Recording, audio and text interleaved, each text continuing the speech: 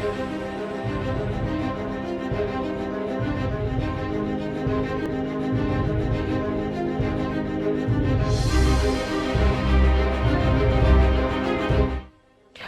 I'm Titilayo Holamide. Welcome to the Gallery TV News Update at noon. And here are the news and details. And still on hashtag Twitter ban, PDP rep walkout during preliminary. Some lawmakers of the People's Democratic Party (PDP) on Tuesday staged a walkout during preliminary at the House of Representatives.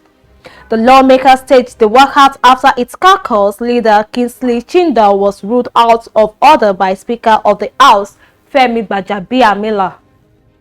Mr. Chinda had prayed the House to urge the federal government to suspend the ban while the House conducts its investigation into the legality of the ban.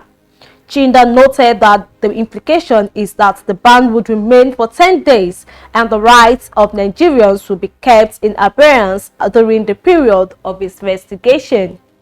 The Speaker, however, cited part of the standing orders of the House, stating that a matter that had been concluded by the Parliament cannot be revisited for a debate.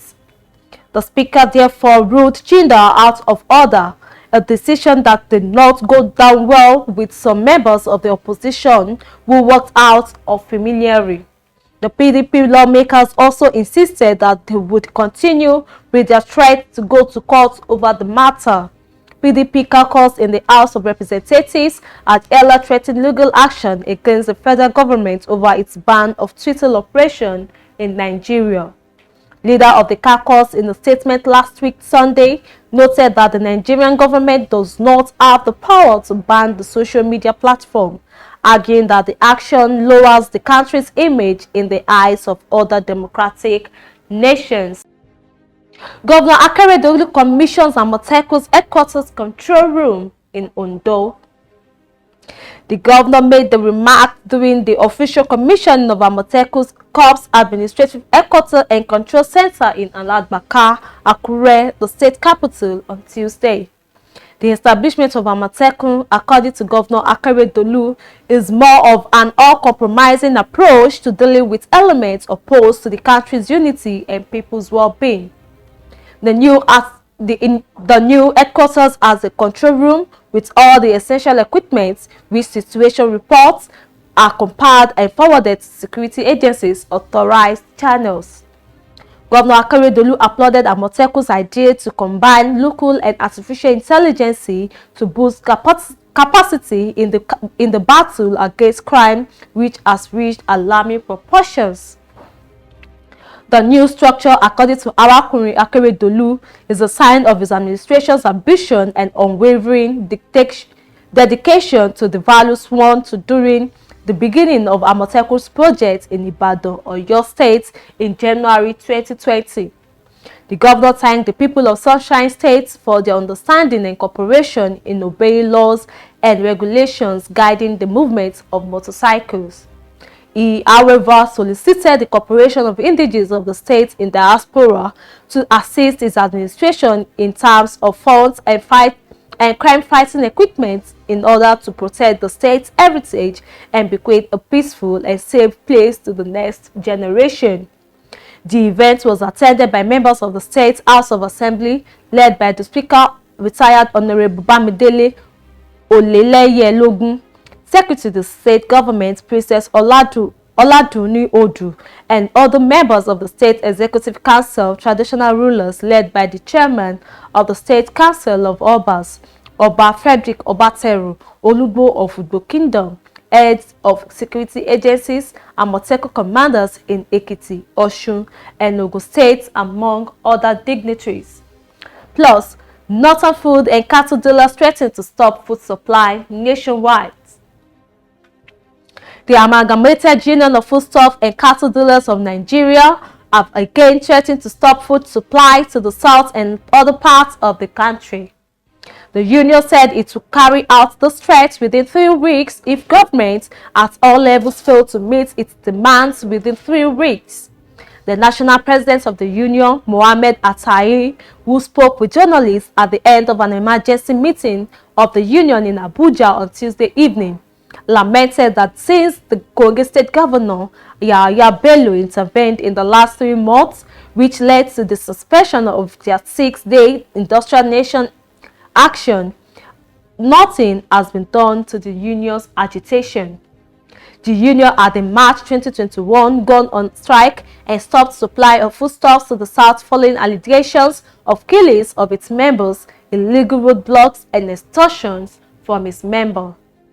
The union carried out this industrial action after the crisis that engulfed Shasha in Ibadan, Oyo State.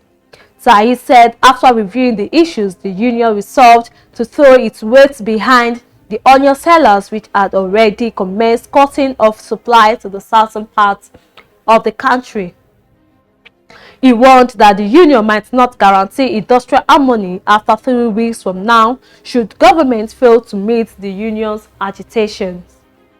Also, the legal advisor of the union, Mr. Sheila Magama, stated that the government must do the needful to advance cutting down food supplies across the country. And on June 12th celebration, IGP leads riot act to zonal AIGs command CPs.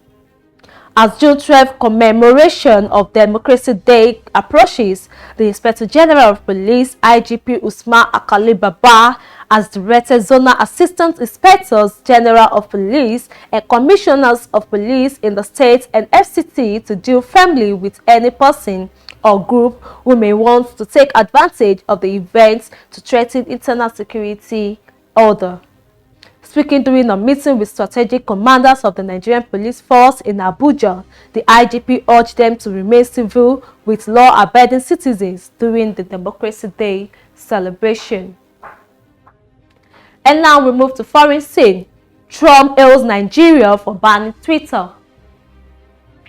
Former US President Donald Trump has congratulated Nigeria for suspending the operations of Twitter in Nigeria. Trump, in a statement on Tuesday night, commended Nigeria for the action, calling on more countries to ban Twitter and Facebook for not allowing free and open speech. The federal government had on Friday suspended the operations of Twitter indefinitely due to its use for activities that were capable of undermining Nigeria's corporate existence. The Minister of Information, Lai Mohammed, announced the suspension of microblogging social network days after Twitter deleted a post by President Muhammadu Buhari for allegedly violating its policy. Trump, who had more than 60 million followers before his suspension, said banning Twitter and Facebook would bring about competition in the social networking sites. The former U.S. leader also expressed regret for not taking actions against them while he was president. Trump also made a veiled reference to his speculated 2024 presidential ambition by simply saying 2024. Twitter and Facebook had in January suspended Trump's account indefinitely. The two social networking sites claimed that he used the platforms to mobilize his followers to invade Capitol Hill over the outcome of the November 2020 presidential elections after he lost. Facebook had also on Friday announced that it had banned Trump from its two platforms, Facebook and Instagram, for 2 years, effective January 7, 2021. Facebook, in a statement by Nick Glug, Vice President of Global Affairs, cited several violations after Capitol Hill's riots of January 6 and that Trump's account would only be reinstated if conditions permit. The former U.S. president also had opened his own personal website, www.donaldjtrump.com, to enable him continue reaching millions of his supporters. And now we move to sport news. Falcons arrive U.S. for fourth nation tourney. Some members of the Super Falcons teams on Tuesday arrived in the United States of America for the summer series of 4 nation tournaments, which will feature host USA, Jamaica, and Portugal's women's national team. According to a statement by the Nigerian Football Federation media team. A contingent of Nigeria-based technical crew and 9 home-based players flew aboard a Delta Airline flight from Lagos to Atlanta and arrived on Tuesday morning. They were aboard another flight from Atlanta to Austin, tells us hours later. Falcons head coach Randy Waldrum and the number of overseas-based players are expected to join up with the squad in Austin ahead of Nigeria's first match of the series against Jamaica at the BBVA Stadium on Thursday. 3 days later, the Falcons, one of only 7 teams to have featured in every edition of the FIFA Women's World Cup final since the competition began 30 years ago, will then tackle Portugal before their last match against the US at the Q2 Stadium on June 16th. Matches will be played at the BBVA Stadium in Austin and at the brand new $240 million Q2 Stadium in Austin, built by the newest club in the Major League Soccer, Austin FC. Both cities are in the state of Texas, and the clash between the 9-time African champions and the US women will be the first ever football match at the state-of-the-art Q2. And that's the end of the Gallery TV News Bulletin this hour. Don't forget to join us by 4 p.m. for yet another update. I remain Titilayo Olamide. Thanks for watching. Do have a lovely day.